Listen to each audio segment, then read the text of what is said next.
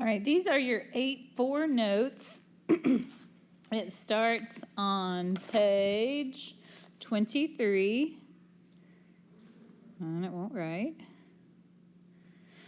So, a rhombi have all the properties of parallelograms, all these that we've talked about with everything. It also has 3 more properties. First of all, let's talk about a rhombus. A rhombus is just a square that has been pushed over sideways.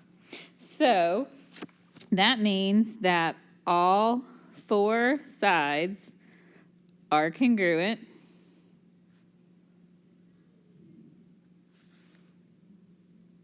Which means the top and the bottom and the 2 sides, they're all the same length. It means that the diagonals are perpendicular.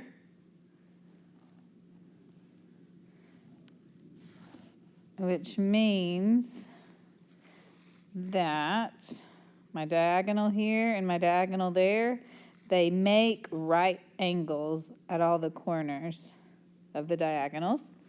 And the diagonals bisect each other. Bisect the opposite angle. Which means that the diagonal, red diagonal I just drew, it means that those 2 angles are the same. Those 2 angles are the same. Those 2 angles are the same. Those 2 angles are the same. So we're going to take the information we know about rhombuses, that's not how you say it, rhombi, and fill this in. So let's start with number 1. JK is 12. Just kidding. JK is 12. JN is 7. Okay, so it wants to know how much JM is. Well, I know that all the sides are equal. So if the top is 12, JM is 12. Let's look at JL. Okay, it's that red part. I know that that line is 7. We know that those are the same. So if one line is 7, the other line is 7. NM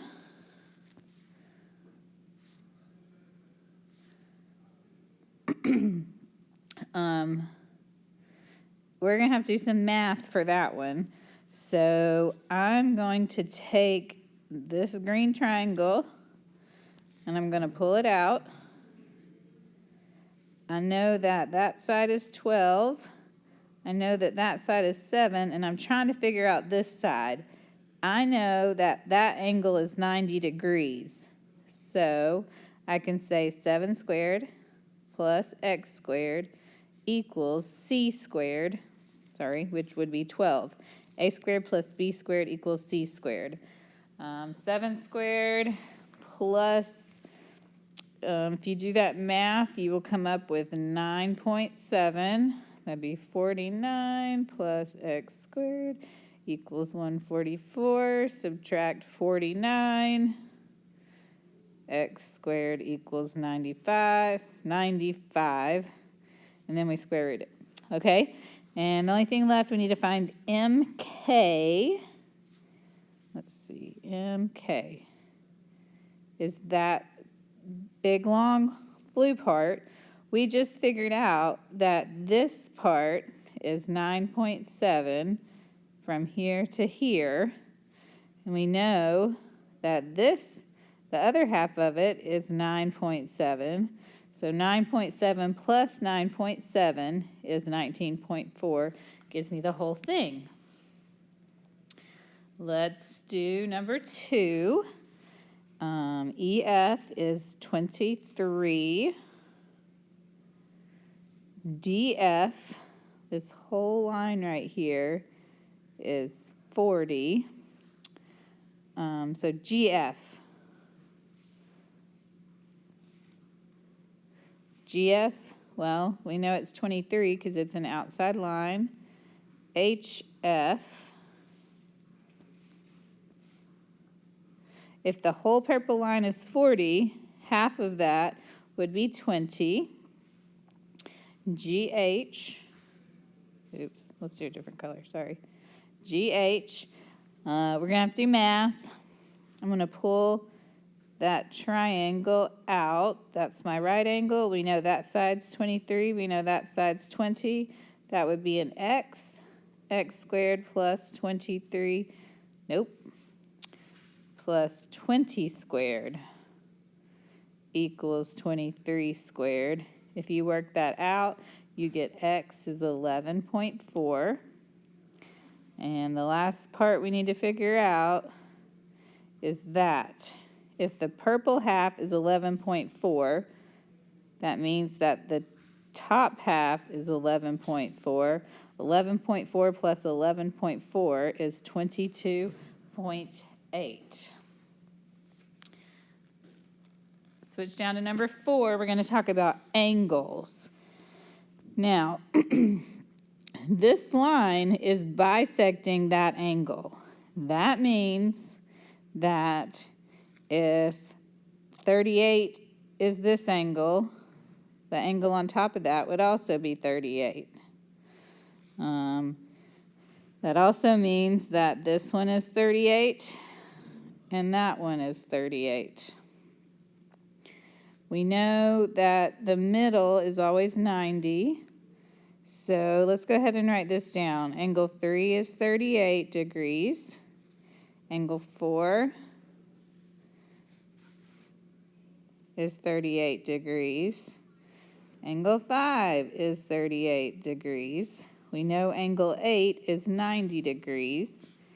All you have to do is figure out 1, 2, 6, and 7, and actually they're all going to be the same.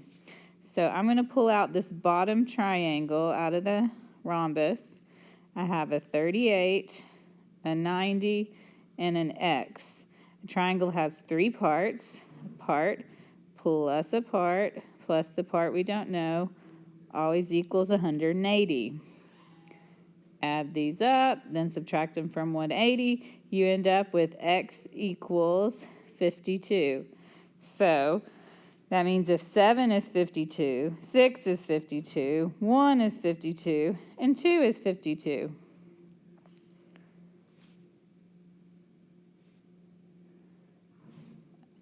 Let's flip over and we're going to talk about squares now.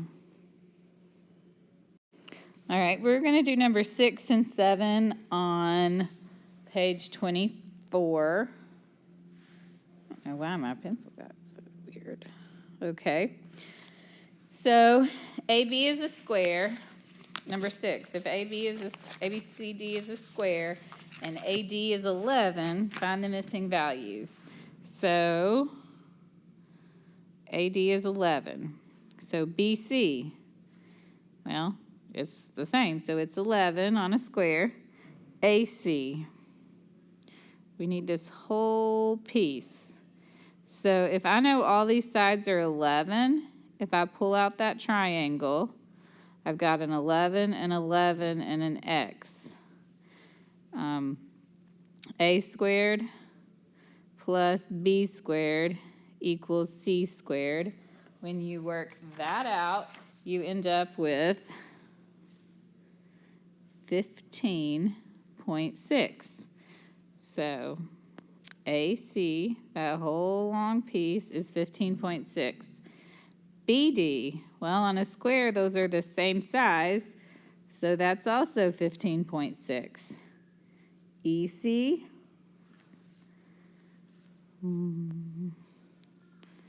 I need to know half of that 15.6. So 15.6 divided by 2 is 7.8. So we've talked about all the sides. So I'm going to erase all these numbers, and now we're going to figure out the angles. And the good news about squares is your angle answer is either going to be 90 or 45, DAB. So this angle right here, it's a corner. We know that the corners are 90 degrees on squares. AEB, AEB. This is the inside diagonal. We know that that's 90 degrees on a square. CBD. So it's this half angle. If the whole angle is 90, I just divide it by 2. I get 45. Because I said earlier, your angles are either going to be 45 or 90. So that one's not 90, so it's got to be 45. And the last one on here is BAC. BAC. So it's that part angle, which would also be 45. Let's do number 7. I'm going to start with my angles. We know that they've got to be 90 or 45. PRS. PRS. That's a smaller one, so it's 45. STR. STR. This is that middle one. We know those are all 90. PSR.